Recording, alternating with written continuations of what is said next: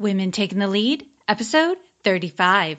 A leader is one who knows the way, goes the way, and shows the way. Hello, my name is Jody Flynn and welcome to Women Taking the Lead, where we are all about creating blasts of inspiration to help you overcome self-doubt so you can lead with confidence, integrity, and a sense of humor. This episode is sponsored by Luma Coaching.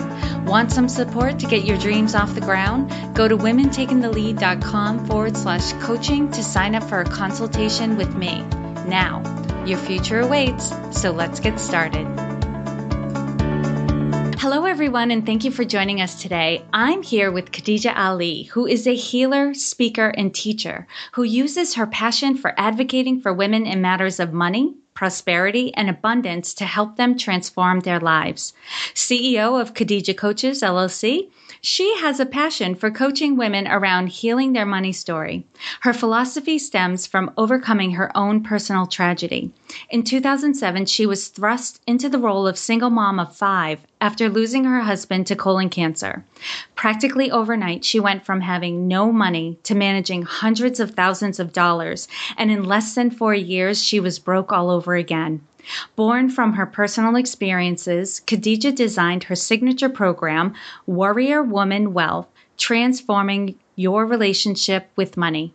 Khadija, that's just a little intro for everyone, so tell us more about you and your own humble beginnings. Well, thank you so much, Jody, for having me on the podcast this afternoon. A little bit about who I am. You did share part of my story. I married very young. I married at the age of 18.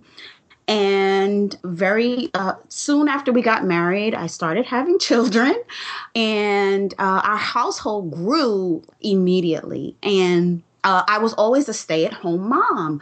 I never really worked outside of the home. I might pick up a job here and there over the years, but for the most part, my husband was the primary breadwinner in our home. And around the age of 33, so we had been probably married about 11 or 12 years, he decided that he wanted to become a firefighter. And I fought him tooth and nail. You know, it's a very dangerous job. I fought him tooth and nail. And finally, at one point, I said to him, listen, I know you're going to do this regardless. So here is what I need from you in order for me to feel a little bit more comfortable about what you're getting ready to embark on.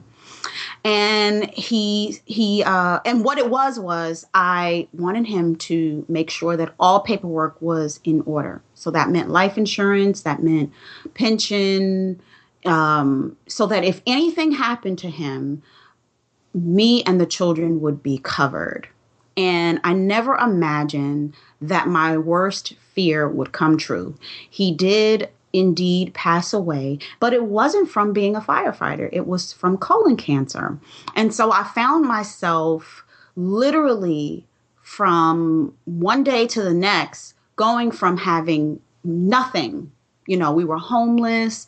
We were living from house to house. We had food stamps. We went from that situation overnight to more than $250,000. And I was not equipped to deal with that. When you go from having nothing, in your mind, nothing, to all of a sudden $250,000 plus whatever they paid out for the pension, whatever they paid out for Social Security, you know, all this money is coming at me and all of his unused vacation time and sick time. You know, it was a lot of money for me. For some people, $250,000 may not be a lot of money, but, you know, like I always talk about is you have a blueprint. Everyone has a blueprint, a money blueprint. So if your blueprint is set at negative $50,000 or negative $20,000, if there is such a thing, you go from that kind of mindset to now you have $250,000. It is going to be a situation. And so in less than 3 years, I found myself back at the level that I was before he passed away. And what I came to realize very, very later on is that for me, it was blood money. His death meant that now I had all of this money. And so I had to get rid of it. And so that's exactly what I did. If someone came to me and asked me for to pay their light bill or to pay their car insurance, I would just automatically do it. And it took a lot of introspection. It took a lot of reflection. It took a lot of coaching to come to the realization that this is what had happened. And a couple of years ago, I was looking at my life and trying to figure out what was next. And I kept seeing advertisements on Facebook about life coaching. And I said, oh my gosh, if I see this one more time, I'm going to take this as a sign. And people always ask me, how long have you been coaching? How long have you been in business? And I tell them almost 30 years. I've been a life coach, or I've been a money and wealth coach for 30 years. I have always been the go-to person amongst my friends, whether it was to fix their credit or whether it was to get their student loans in order. I was always the go-to person. And I said, why not parlay this natural talent, this natural gift that I have with helping people into a career, if you must say, or if I must say. So I did that. I started Khadija Coaches, LLC. And so here I am. I'm a money and wealth coach, and I have a lot of great things going on. I also do a radio show, as you know, and I talk about, my brand is really about the warrior woman. And the warrior woman is not the typical image that you have popping in your mind, right? So we think about Xena, the warrior princess, or, somebody like that.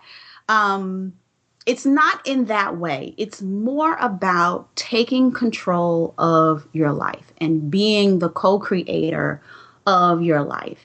I can go into all the statistics about women and what happens when they retire. And, we know that women live longer than men. And what happens in that situation is that once the husband passes away, then the woman can go into poverty because all of the retirement money has been used to help the husband stay alive or pay his medical bills or, and then their living expenses. And so according to the statistics, there's over 60% of women over the age of 65 or in retirement age living at the poverty level. And to me, that's a very serious problem. And I don't want to see, or I believe my life's work is to ensure that as many people, or as many women, I'm not going to say people, women, really understand that no matter what is going on, whether they're married, single, widowed, whatever their status is, they must know about what is going on with their money. They must have retirement money separate from what they have with their husbands. And I know that may be a little bit controversial, but we have to learn how to be prepared in the event of anything. And it's funny because a couple of days ago, I attended a sister circle and the subject of money came up. And a lot of the women had what they call secret stashes. And I don't know if that's the terminology that I would use necessarily, but a lot of them had secret stashes because of in case of divorce. And I brought up the point that was not my case. My husband died. So, we have to really be prepared for any type of situation, whether you're single, married, widowed, like I said, or whatever your case is. So that's a little bit about what I do and why I do it and my history. Yeah, that's my story. And I'll go on and on and on, right, Jody? I'm going to have to rein you in. I can feel it already. Khadija, you've clearly had success in your life. You've changed your money blueprint, and now you're helping other women to do the same so that they not only feel financially secure, but are financially secure in the case of what have you. And you've gained some confidence, but take us back to a time when you were playing small and you may not have been aware of it at the time.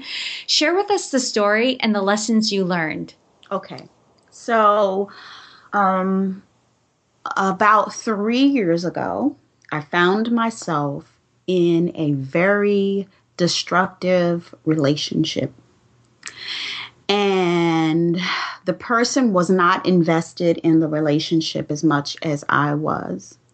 And I gave my all, knowing that the person was not giving their all. You know, I was giving 110% and the person was giving whatever they were giving. And I came to the realization that I was selling myself short being in this relationship. And I always like to take people back into your childhood. I think it's very, very important that you examine what happened in your childhood, because that gives you an indication of what is going on in your life today. Sometimes you've healed from certain things and sometimes you haven't. And so for me, I never had a relationship with my father, a good relationship with my father. And so I didn't know what it was like to have a good relationship outside of my marriage with my husband. We had a very good marriage. We had a very good relationship. We worked very well together. But there were still some things that I realized after he died and I had this relationship that I had not healed. And this was why this relationship was coming to teach me. I really believe that at this time that it was a teacher. But the playing small moment was finally realizing that what was going on was no longer serving me. And I just remember one day sitting down, I turned on some Adele, which is the perfect breakup music, in my opinion. Yes. And I realized I was wasting time with this person. See, time is more important than anything. We don't know how much time we have in life. And if you are doing something or if you're involved in an activity, it could be anything. It could be a relationship. It could be a job. It could be a career. If you are doing something that you are not passionate about, or that you know it's not allowing you to be fully who you are, don't do it. You know, as soon as you realize that you're doing it and you know it's not what you want to do, stop and reflect. So that's what I did. I stopped and I reflected on what did I really want to do? And I started writing out what most people would know as a bucket list. Live it list, bucket list, call it what you want. And I started writing out what I wanted my life to look like, because the reason why I was playing small, I felt, was because I didn't have an idea of really what I wanted my life to be. And I started writing down all of these things I wanted to do, where I wanted to go, the people I wanted to meet, the places I wanted to go. I wanted to travel. I wanted to form a family with my friends and have friends from all walks of life and creeds and colors and races. And when I started to do that, it really made me realize how much I had been undervaluing myself.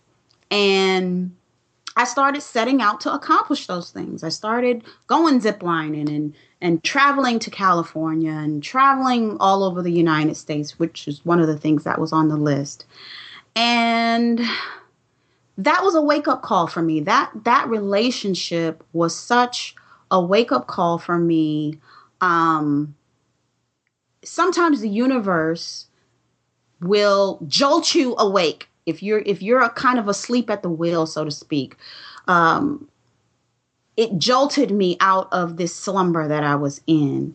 And I'm so thankful for being in the situation because it taught me lessons. But that was my playing small moment. That was my playing small moment.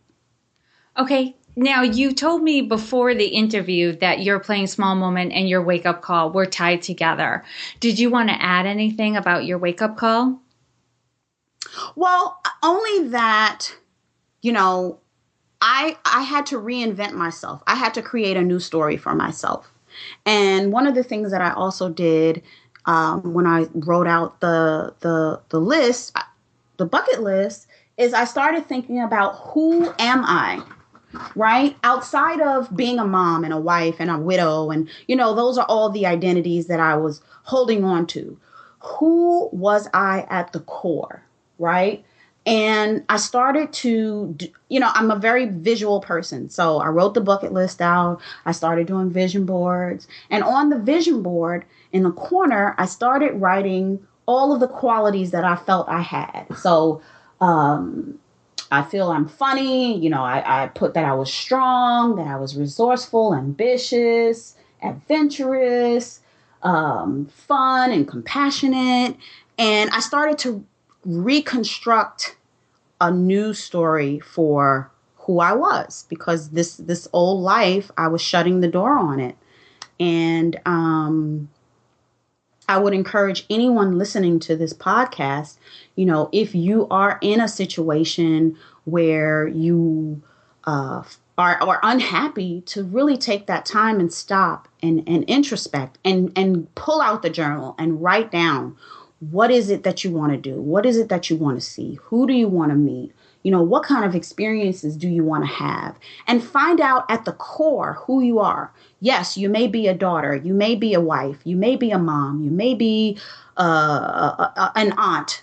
But outside of that, at the core of your spirit, who are you? Not attached to anyone else.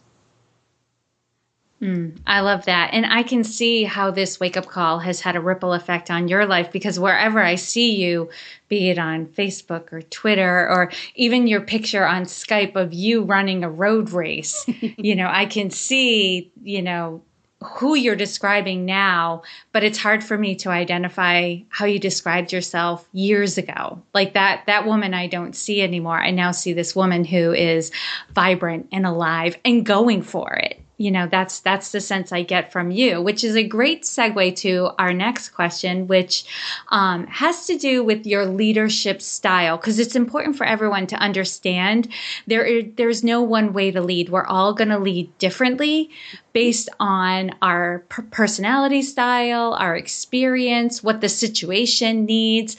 So, Khadija, how would you describe your leadership style? I am a big proponent of empowerment. I think that whoever I am leading, when I talk to my clients and we sit down and we start coming up with a plan of action of what areas they need to work with in terms of their finances, I don't hold anything back. I'm a big proponent of sharing what I know with others, so that they can then empower themselves. So empowerment for me is a big thing in leadership. If someone is standing in the front of the room and they're giving all that they can give to you, so that you can then to stand up for yourself, to me, that is a definition of a leader. So it's about empowerment in my book. Nice. And what is one thing that you're working on right now that you're really excited about? Oh, my goodness. There are a couple of things, two things. I invite everyone who's listening to the podcast to join me on a 7-day money love journey. And I created this short little program. It's a free program. If you go to my website, www.khadijacoaches.com, and I'll spell my name, Khadija, and then it's coaches.com. On the website, you can go to the tab that says 7-Day Money Love Journey and just take a journey with me. Let's start exploring some things in your life that you may have not thought about in terms of your money blueprint. Who do you admire? Who do you look to for strength or for direction when you need that? Chances are you have those same qualities that you're looking for in another person. And so we explore that in our 7-day journey together. What are the money scripts running through your mind? What did you hear when you were growing up? Did you hear money doesn't grow on trees? Did you hear we don't have money for extras? And how is that playing out in your life today? Because chances are it is playing out in your life today. And how can you, and in the journey on the last day, I share with you how you can transform those scripts, how you can take the script of money doesn't grow on trees and turn it into there's always more where that came from, right? Because we always think if we have to spend money, I'm spending it and oh my gosh, I can't spend it because I don't know where the next dollar's coming from. Well, know that this world that we live in is very abundant. If you go outside and you look in nature, nature will tell you how abundant the world is. And so there's a way that you can rewrite those scripts that have been running in your mind.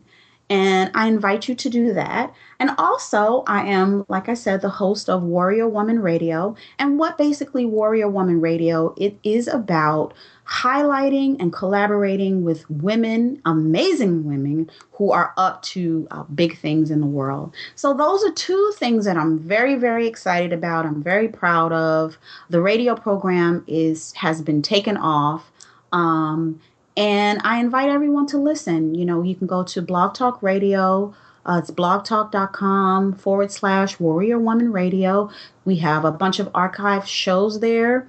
And those are the two things I'm up to and that I'm so proud of. So thank you. Mm-hmm. And for those of you who are listening, don't feel like you have to write all this down if you're in the car or out for a jog or anything like that. All of the links will be in the show notes, so you'll be a click away from finding all of these resources. Now, Khadija, I'm going to do a quick leadership roundup, and we're going to make it quick. Okay. So tell us, what is one practice that makes you a better leader? I am a voracious reader. I'm always reading, and I'm forever the student. And I think as a leader, you must be a student first. And so if I had to pick one practice, it would be that I stay constantly reading. And so on that, what is one book that you would recommend to a woman to help her develop her leadership? Okay, so this book is not a leadership book. The book I'm about to mention is not necessarily a quote unquote leadership book, but the book that I recommend to all of my clients and anyone that I come across, especially if it's someone that's really looking for guidance and they're just really trying to figure something out. It's called The 4 Agreements by Don Miguel Ruiz. The 4 Agreements. It's a very simple book. I would say it's about less than 150 pages, but it is packed with so much ancient wisdom, and it's seemingly 4 simple agreements. But when you really dive into what the book is about, you find that it's not necessarily easy to do. It sounds easy, but it's not easy to do. So this is the book I recommend, The 4 Agreements. I love it. That book changed my life. So I endorse your endorsement. So Khadija, knowing what you know now, if given a chance to go back and do anything differently, what would you change? Okay. So remember I mentioned playing small, and I mentioned being in a relationship where I was giving and the person wasn't giving. If I had to go back and change anything, though I learned a lot of lessons going through that situation, I would have not been in that relationship with that person. So think twice when you're coming across somebody, and trust your intuition, ladies, women. Trust your intuition. Your intuition is your best friend. Amen. And now, Khadija, share with us a success quote or a mantra and why it has meaning for you. My favorite all-time quote is, "A leader is one who knows the way, goes the way, and shows the way." Again, we're going back into empowerment. So for me, being a leader is not about pointing and telling somebody what to do. It's really about you forging a path so that the people who may be coming behind you will know where the pitfalls are. And this quote is something I always go to, especially when I'm coaching. So a leader who is one who knows the way, goes the way, and shows the way. Someone who's been there and someone who's living the model they're teaching. So absolutely awesome. All right, Khadija, lastly, what is the best way for our listeners to connect with you? Well, I'm all over social media, as Jody has talked about. You can request me on my personal page, Khadija Ali. I'm on Instagram as Khadija, I think as Coach Khadija. I am on Twitter as Khadija Coaches. My website is Khadija Coaches. Any number of variations of Khadija Coaches or Coach Khadija on any social media, you can find me. And you can find all the links and resources shared in this episode at womentakingthelead.com, or you can use the short link, which is womentl.com. Khadija, thank you so much for taking the time to inspire and enlighten us. We are all better for having met you. Thank you so much, Jody, for having me, and I have enjoyed our conversation. Thank you for joining me on Women Taking the Lead. Were you inspired to take some action today, but maybe don't know where to start? Or maybe you have so many great ideas you can't decide where to focus your attention. Don't let stress or overwhelm stop you from having the career, the business, or the life you want to live. Head over to womentakingthelead.com/coaching or use the short link womentl.com/coaching to sign up for a consultation with me. And to strengthen you on your leadership journey, I'd like to send you off with a quote from Marianne Williamson, so here goes. Our deepest fear is not that we are inadequate. Our deepest fear is that we are powerful beyond measure. It is our light, not our darkness, that most frightens us. We ask ourselves, who am I to be brilliant, gorgeous, talented, fabulous? Actually, who are you not to be? You are a child of God. Your playing small does not serve the world. There is nothing enlightened about shrinking so that other people won't feel insecure around you. We are all meant to shine as children do. We were born to make manifest the glory of God that is within us. It's not just in some of us, it's in everyone. And as we let our own light shine, we unconsciously give other people permission to do the same. As we are liberated from our own fear, our presence automatically liberates others. Again, thank you for joining me, and here's to your success.